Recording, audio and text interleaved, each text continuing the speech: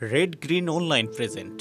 Notice প্রাপ্তির 2 ঘন্টার মধ্যে সার্জিস আলমকে বাংলাদেশের মাননীয় প্রধান বিচারপতির নিকট সুপ্রিম কোর্টের রেজিস্ট্রার জেনারেলের মাধ্যমে নিঃশর্তভাবে লিখিত ক্ষমা প্রার্থনা করতে হবে এবং সংবাদ সম্মেলন করে জাতির উদ্দেশ্যে জাতির কাছে নিঃশর্ত ক্ষমা প্রার্থনা করতে হবে। উনি এই সময় অতিবাহিত হয়ে যাওয়া সত্ত্বেও অদ্য পর্যন্ত উনি কোনো পোস্ট ওনার ফেসবুক ভেরিফাইড আইডি থেকে ডিলিট করেন নাই এবং ক্ষমা প্রার্থনাও করেন নাই, যার প্রেক্ষিতে বিজ্ঞ আইনজীবী অ্যাডভোকেট মোহাম্মদ জসিমউদ্দিন আজকে মহামান্য হাইকোর্ট বিভাগে একটি কমপ্লেন্ট পিটিশন দায়ের করেন।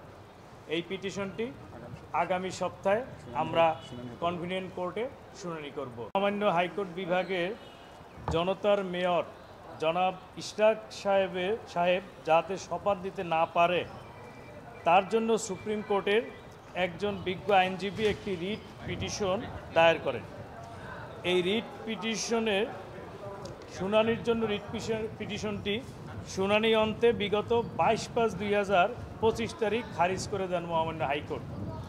উক্ত আদেশের পর জনাব সার্জিস আলম তাহার ভেরিফাইড ফেসবুক আইডিতে একটি পোস্ট দেন, যাতে তিনি লেখেন, মব তৈরি করে যদি হাইকোর্টের রায় নেওয়া যায় তাহলে এই হাইকোর্টের দরকার কি।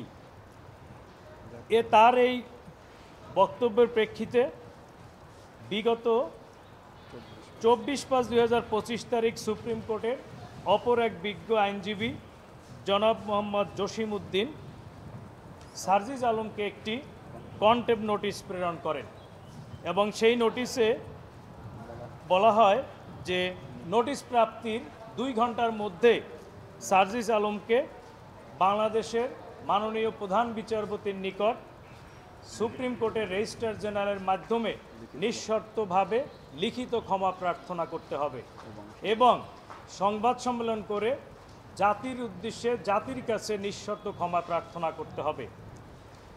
উনি এই সময় অতিবাহিত হয়ে যাওয়া সত্ত্বেও অদ্য পর্যন্ত উনি কোনো পোস্ট ওনার ফেসবুক ভেরিফাইড আইডি থেকে ডিলিট করেন নাই এবং ক্ষমা প্রার্থনাও করেন নাই, যার প্রেক্ষিতে বিজ্ঞ আইনজীবী অ্যাডভোকেট মোহাম্মদ জসিমউদ্দিন আজকে মহামান্য হাইকোর্ট বিভাগে একটি কমপ্লেন্ট পিটিশন দায়ের করেন। এই পিটিশনটি আগামী সপ্তাহে আমরা কনভিনিয়েন্ট কোর্টে শুনানি করব।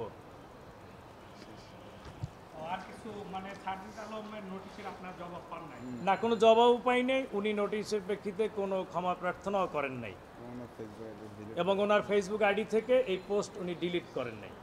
এই বিশেষ প্রতিবেদনটি যদি আপনাদের ভালো লেগে থাকে অথবা উপকৃত হন তাহলে অবশ্যই এই চ্যানেলটি সাবস্ক্রাইব করুন এবং লাইক, কমেন্ট ও শেয়ার করে রেড গ্রিন অনলাইনের সাথেই থাকুন।